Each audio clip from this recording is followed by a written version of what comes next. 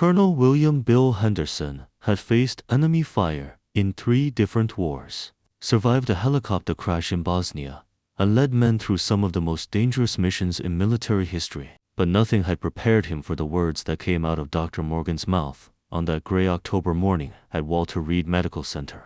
"I'm afraid it's pancreatic cancer, Bill.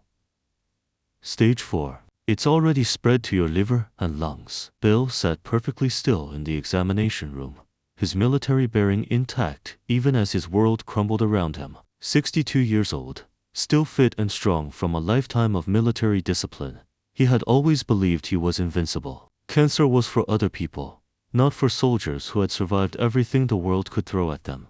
"How long?" he asked quietly, his voice steady despite the earthquake happening inside his chest. Dr. Morgan, who had been treating military families for over 20 years, chose his words carefully. "With aggressive treatment, we might be able to buy you 8 to 10 months. Without treatment, probably 4 to 6. Bill closed his eyes for a moment, thinking of his wife Margaret waiting for him in the hospital lobby, thinking of their daughter Sarah and son-in-law David, thinking of his 5-year-old granddaughter Lucy, who still believed her grandfather could do anything. "Doctor, I need you to understand something," Bill said, opening his eyes and looking directly at Dr. Morgan.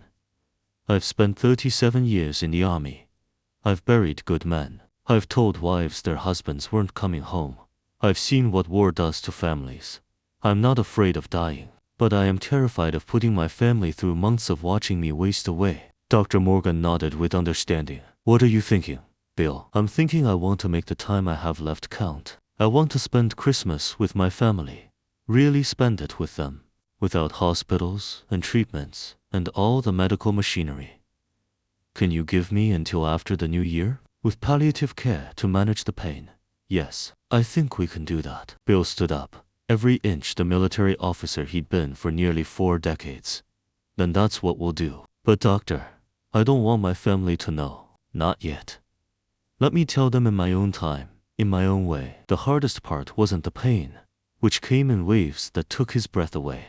The hardest part was pretending everything was normal when Margaret asked why he'd been so quiet lately, or when little Lucy climbed onto his lap and asked why Grandpa looked so tired. "I'm just getting old, sweetheart," he told Lucy one afternoon as they sat on the front porch of his house in Arlington, Virginia, watching the autumn leaves fall from the old oak tree in their yard. "But you're not really old, Grandpa. You're just experienced," Lucy said solemnly, repeating a phrase she'd heard him use to describe himself. Bill laughed, wrapping his arms around his granddaughter and holding her close. She smelled like strawberry shampoo and innocence, and he found himself memorizing the moment, the weight of her small body against his chest, the sound of her breathing, the way her blonde curls tickled his chin. Margaret knew something was wrong, of course. After 38 years of marriage, she could read him like a well-worn book. She noticed that he'd lost weight, that he wasn't eating with his usual appetite, that he sometimes caught him staring at her with an intensity that took her breath away. "Bill, what's going on?" she asked one evening after dinner. "And don't tell me it's nothing. You've been different for weeks. Are you sick? Are we in some kind of financial trouble? Talk to me." Bill looked at his wife across their small kitchen table, the same table where they'd eaten thousands of meals together, where they'd helped Sarah with her homework, where they'd planned their retirement dreams. Margaret was still beautiful at 59, her auburn hair now streaked with silver, her green eyes as bright as the day he'd met her at a USO dance in 1985. "I love you," he said simply, "more than I've ever loved anyone or anything in my life. You know that, right?" Margaret's eyes filled with concern. "Bill, you're scaring me. Just tell me what's wrong." "Nothing's wrong that won't work itself out," he lied, hating himself for the deception. "I've just been thinking about how lucky I am. How lucky we are. I want to make sure you know that." Bill threw himself into Christmas preparations with an intensity that surprised everyone. He who had always been content to let Margaret handle the holiday planning suddenly had opinions about everything: the tree, the decorations, the menu, the guest list. "I want everyone here," he announced in early November. "Sarah and David, of course. Your sister Linda and her family from California. My brother Tom from Chicago. Everyone." Margaret looked at him with amazement. "Bill, that's going to be at least 15 people. Are you sure you want such a big crowd? I'm sure. I want Lucy to remember this Christmas. I want her to remember being surrounded by family, by love. I want this to be the Christmas that she thinks about for the rest of her life when she thinks about what Christmas should be. Over the following weeks, Bill became obsessed with creating the perfect holiday experience. He researched recipes for Margaret's favorite dishes, ordered special ornaments that represented each member of their family, arranged for a professional photographer to document every moment of their celebration. He also began giving away his possessions, though he was careful to disguise his actions. He gave his brother Tom his collection of military medals, claiming he was decluttering. He passed his favorite books along to his son-in-law, David, saying he wanted to share the wealth. He took his dress uniform to Sarah, telling her it might be worth something someday. "Dad, what's with all this gift-giving?" Sarah asked suspiciously when he handed her a box containing his most treasured war memorabilia. "It's like you're cleaning house or something." "A man gets to a certain age and starts thinking about legacy," Bill replied smoothly. "I want these things to go to people who will appreciate them while I'm still here to see that appreciation." The truth was, Bill wanted to make sure that after he was gone, his family would have tangible reminders of his love for them. He wanted Lucy to have his purple heart when she was old enough to understand what it meant. He wanted Sarah to have the letters he'd written to Margaret during his deployments, proof of the love story that had created her. He wanted Margaret to have his West Point class ring, the symbol of the man she'd married. Children have a way of seeing through adult pretenses, and 5-year-old Lucy was particularly perceptive. As Christmas approached, she began asking questions that broke her grandfather's heart with their innocence and insight. "Grandpa, why do you hug me so tight now?" she asked one afternoon as they decorated Christmas cookies together in Margaret's kitchen. "Because you give the best hugs in the world," Bill replied, lifting her up so she could reach the higher branches of the Christmas tree they were decorating. "But it's different now. It's like you're trying to squeeze all my hugs into one hug," Lucy said with the matter-of-fact tone that only children possess. Bill felt his throat constrict. "What makes you say that, sweetheart?" "I don't know. It just feels like you're saying goodbye every time you hug me. But you're not going anywhere, are you, Grandpa?" Bill set her down and knelt to her eye level, looking into her bright blue eyes that were so much like her grandmother's. "Lucy, what do you know about soldiers? They're brave. They protect people.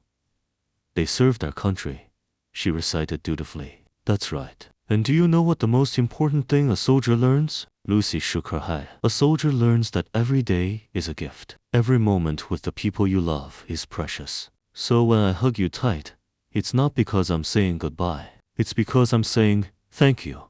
Thank you for being my granddaughter. Thank you for making my life better just by being in it." Lucy considered this seriously, then threw her arms around his neck.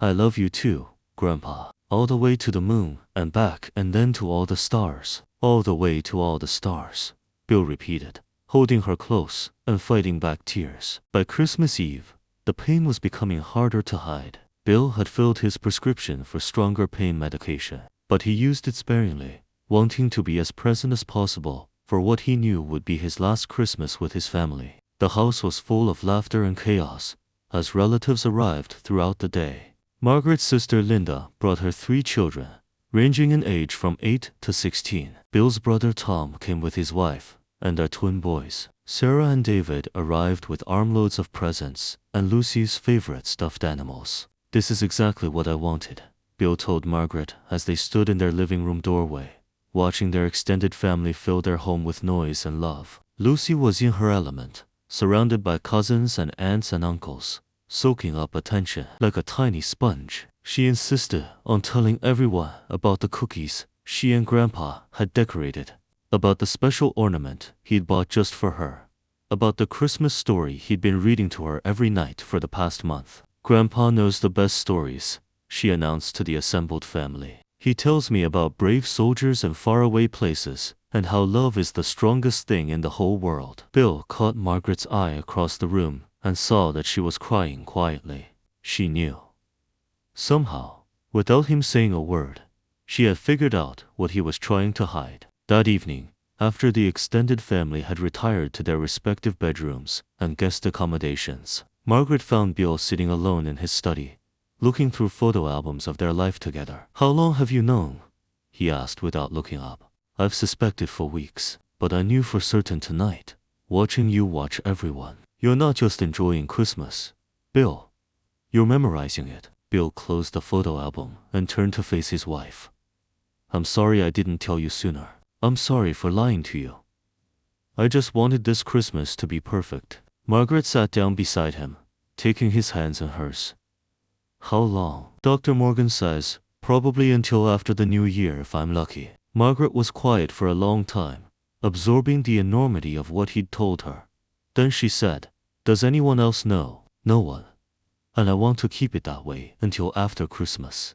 I want Lucy to have these memories untainted by sadness. I want everyone to remember this Christmas as a celebration, not a farewell." "What about Sarah?"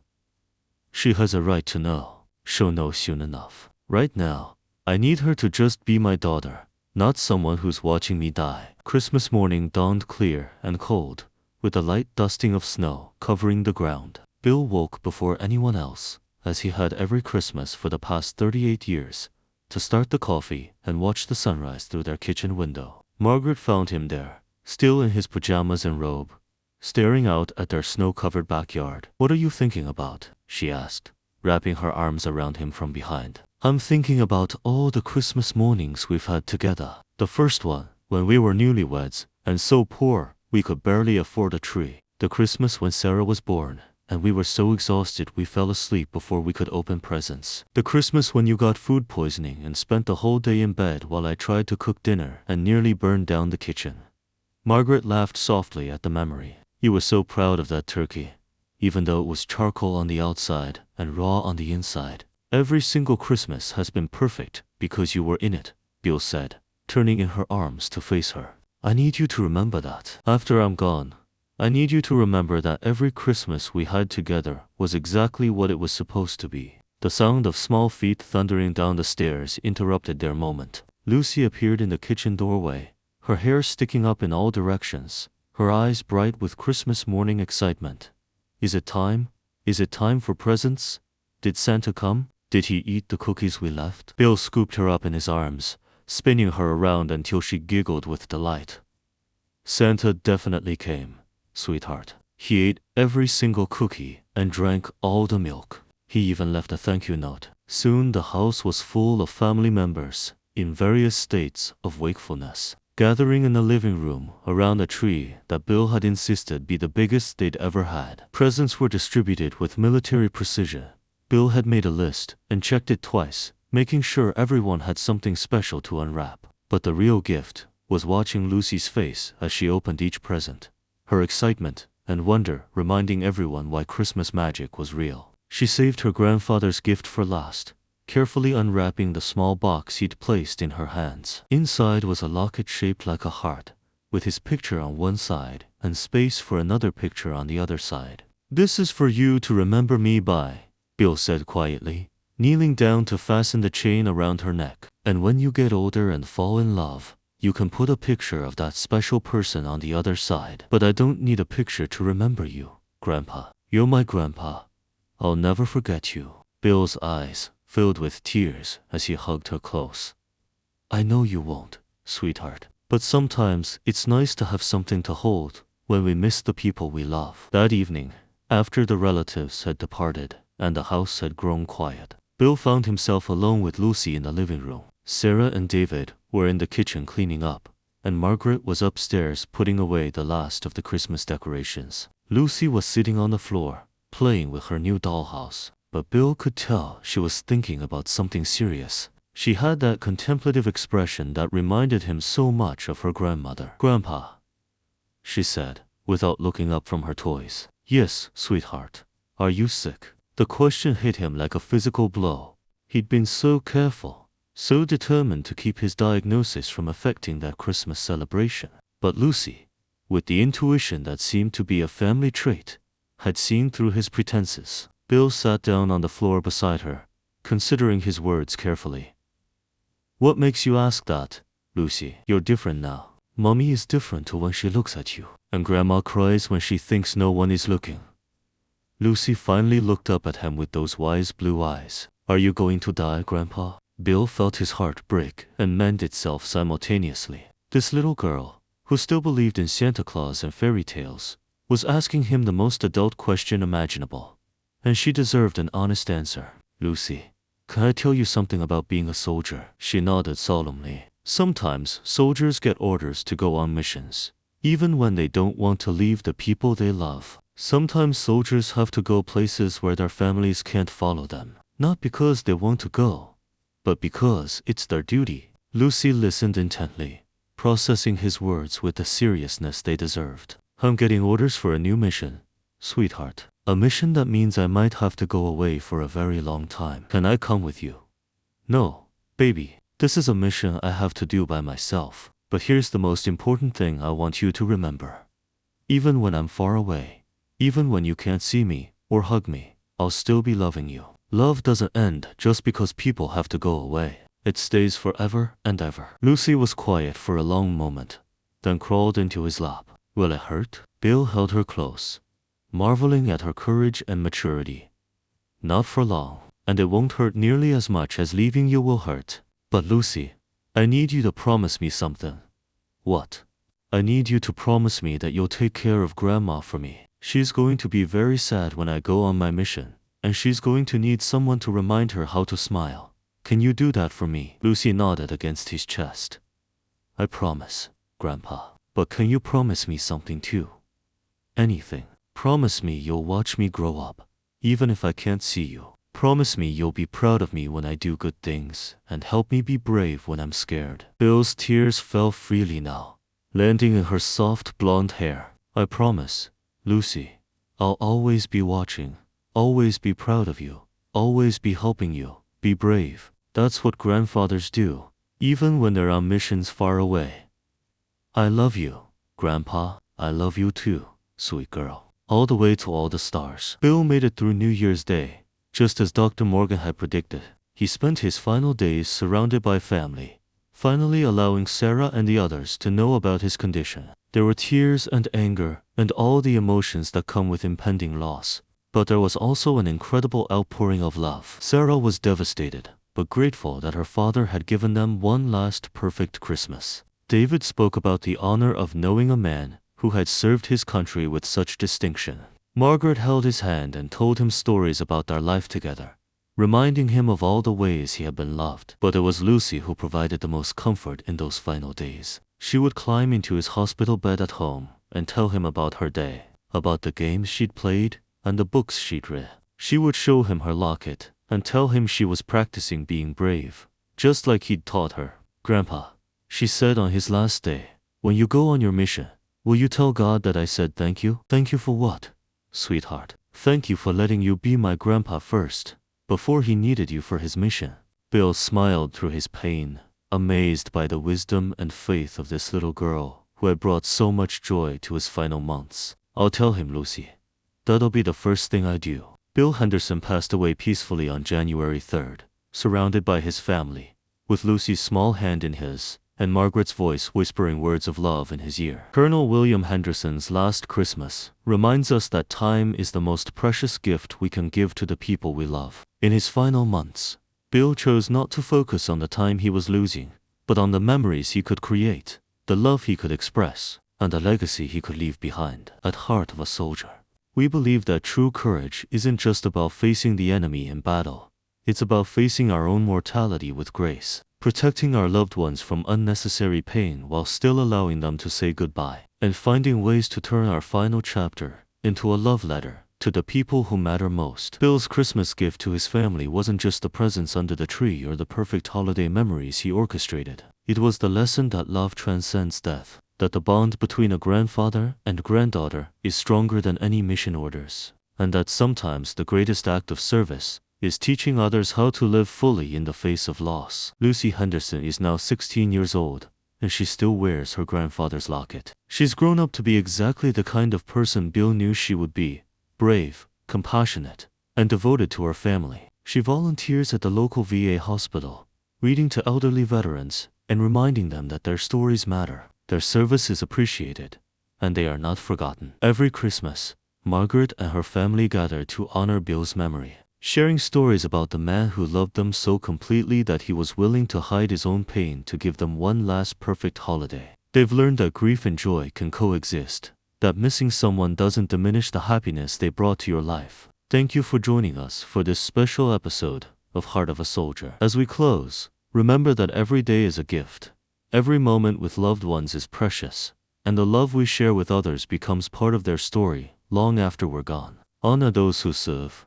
Cherish the time you have with family. And never forget that sometimes the most heroic thing we can do is love others more than ourselves. Until next time, hold your loved ones close, make your moments count, and remember that the greatest legacy we leave behind isn't what we accomplished, but how deeply and completely we love.